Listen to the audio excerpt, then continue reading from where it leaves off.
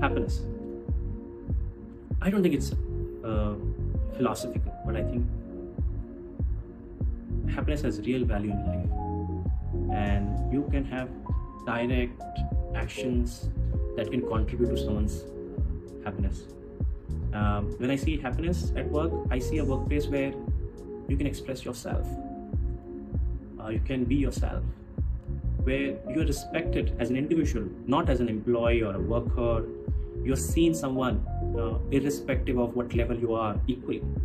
It's a place where you have friends, a place where there are some people always there to encourage you. It's a beautiful place. It's somewhere, a workplace which encourage happiness is a place where there are no money blues.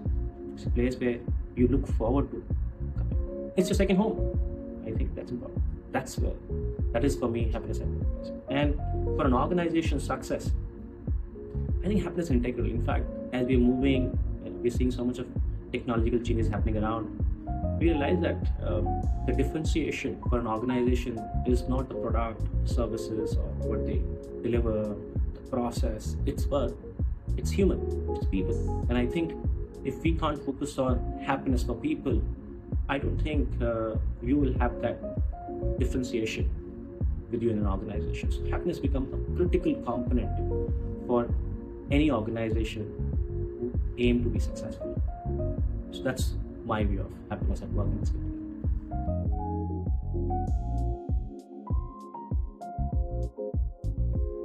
Okay, do you have 2 hours for this? Because I can go on and on, but in the interest of time and share some of the key initiatives that we are doing at Happiest Mind that I would like to reflect upon in this conversation. As you said, happiness is core to our culture. Our mission is happiest people, happiest customer. And when we have a statement like that, you need to have initiatives, programs institutionalized in a way that you're able to keep up that culture as you evolve. And some of the initiatives which are very, very beautiful, and some of those initiatives can be seen, their impact can be seen then and there. Let me give you an example. Like all our meetings starts with a note of gratitude. It's a practice, and it is driven by the top, and you find it's all hands or a board meeting to any next level meeting that are happening, all are starting with a note of gratitude. And suddenly, and we encourage all the other participants to also share their gratitude.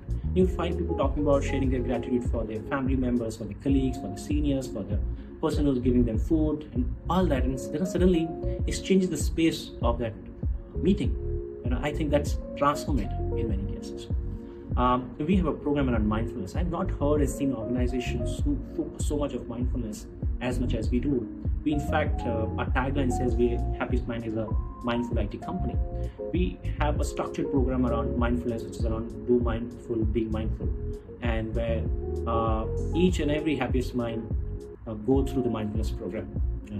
And to ensure that we have good participation, we also call it as a mandatory program to be the happiest mind. Right? We have a very extensive program around Happy Zest, which is for people well-being. It is one of the most awarded, most participative, and most sought-out initiative, which talks about look at the well-being very, very holistically. We've seen amazing response. People have seen transformation journey and experiences through those programs.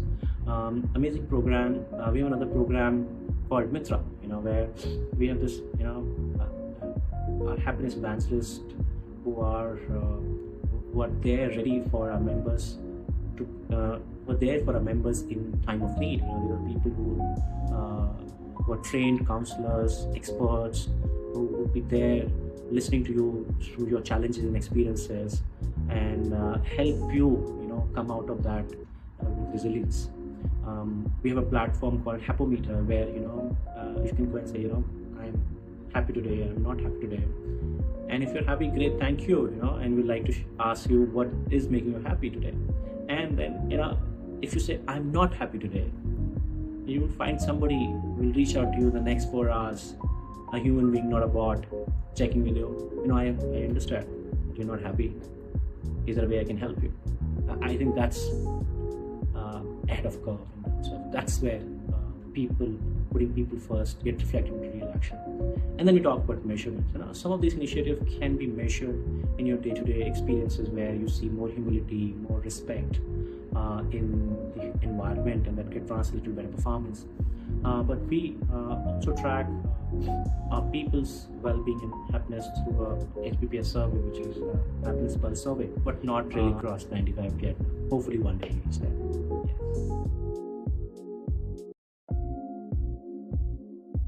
Conversation. As an organization, it's the happiest people leads to happiest customer, and that's something which we strongly believe in. The culture of transparency, the culture of excellence, all that coming together leads to a better outcome for our customer. Our members are committed when they have an environment that encourages them to be themselves. You will find these same sort of people being themselves in front of customers. They're committed to, as much as a personal goal and organization goal, they are committed to the customer goal. And I think that's what we have seen. A person who's most engaged, the person who's fully committed to the organization, who's expressing himself, who enjoys working in an environment, gives his best at all point of time, right? So we see a direct link in our happiness quotient as well as the productivity and customer outcome. There are times where the members' interest and person in company's performance expectations are not matching, and there's also an element of your humbleness, respect, and happiness also comes in. That there are times when you have to look at correcting the performance. You look at various learning opportunities, different team internal mobility opportunities to explore, but still at a point in some cases you have to make tough calls. And when we are in that situation, again, your culture drives how you go about managing those situations rather than just the action. I think that's where your whole culture plays an important role. Even if there are times where team part ways, the person goes back fully complete, goes with a sense of respect, and is a brand ambassador even after being an ex-employer, ex-happiest man.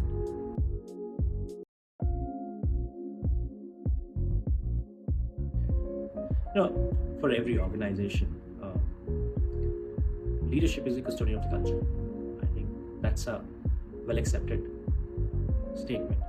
And whatever culture the organization will present and live, it has to come from the leadership. And I think very proud of our leadership, that they embody the culture of mindfulness, the culture of happiness, the culture of transparency, the culture of integrity, and the culture of collaboration beautifully. And so I think that's the done deal. But now when we say that leadership really reflects the whole culture, it's very important that their action reflect the same. Let's say when we talk about building a culture of gratitude, and it's the leader who need to demonstrate that gratitude in our day-to-day conversation. And that's why I talked about all our leadership meetings start in a note of gratitude. It's only when the leaders start taking a lead, others feel inspired to do the same. In fact, one of the things that came in, the leadership created a beautiful platform by the name called Ask EB, which is Ask Executive Board, which is an anonymous platform, and where they have taken a charge that any question that comes in, they will respond within 24 to 48 hours, irrespective of how difficult, complex the question is. Right? These are some actions, and I would say decision making. Like, what are the factors while making those decisions from a leadership perspective? How you're considering factors like your culture while you're hiring external leader in the organization. When you're looking at growth, how much importance that you give into the value system of the organization, right? There are situations where we have to make tough calls, questions around integrity, and I have seen my leadership has always taken a black and white position on integrity. And I tell you, those are tough conversations. You have a prospect customer in front of it where it can be $1 million business, but is that an ethical business? And I think we have taken a strong position where we have said no to business which are not aligned to our values. I think leadership demonstrate every part of culture in day-to-day action. And I think that's beautiful. Another aspect of happiness is also be yourself. We talked about it, and as a leader, you also need to translate that in action. That you're also a human being. You have to be vulnerable, and we have seen so many situations where, in the journey of happiest mind, we have great successes, but in the process, we also had failures. Our leadership, we have seen our leadership coming up and accepting in front of everyone, guys, we failed, and let's acknowledge that we failed, and that's the starting point for our next set of success that we want to accomplish together. I think you have to create that in every action.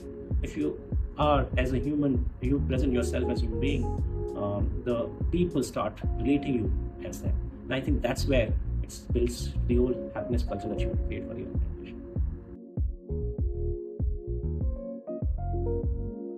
You would have seen that more often you would have seen me smiling in different situations, including difficult situations. Sometimes it put off some people as well around me, but yeah, that's okay. I'm mindful of that. But I look for smaller things in life that adds to my happiness. Joy of giving, contributing to society, small little things gives a lot of joy to me. Celebration, celebrating our milestones, celebrating us accomplishments, celebrating our failures with family is very powerful for me. Sometimes if I don't do good, and even if my son does not do good in something, in sports or something, we participate in good, we go for an ice cream to celebrate our failures. Sharing is very powerful. Start from sharing my food, which I'm a foodie. Sharing my good, tasty food is a difficult thing for me to do, but I do that because it adds to my happiness. Gratitude. I'm really grateful for people around my team, the organizations I worked, including Happiest Mind, my family, my parents. I have a lot of sense of gratitude for everything that they've done, especially my parents who seen difficult life and brought up and contributed to who we are today. I look for joy in joy, right? Small things, playing with your kids, spending some good time with your wife. Sometimes just spending time binge watching sometime with your spouse is a good space. Getting a time to talk to each other without worrying about things. Going on a date with my wife alone, it's like leaving kids behind. It's a great space that I look forward for. Those are small little things that I do personally, and I also reflect at the end of the day a little bit how the day has been, and my reflection is primarily in the area of have I added some joy to people around me, and that gives me a lot of sense of purpose. Yeah, that's a little bit about me and my happiness and personal success.